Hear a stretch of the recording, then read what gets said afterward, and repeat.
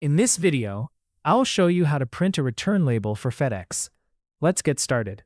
To print a FedEx return label, you'll usually need the return link or email sent by the merchant or FedEx. First, open the Gmail app on your phone. Tap on the search bar at the top and type FedEx. Now look for the email that contains your return label.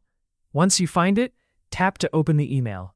Inside the email, you'll see an option like Print Return Label or Download Label.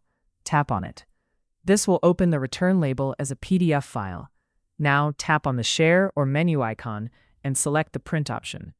Make sure your printer is connected to your phone. Before printing, ensure the scale is set to 100% or actual size so the barcode is clear and scannable. Then tap on Print. And that's it. Your FedEx return label will be printed and ready to use. If this video helped you, don't forget to like, comment, and subscribe for more helpful tutorials.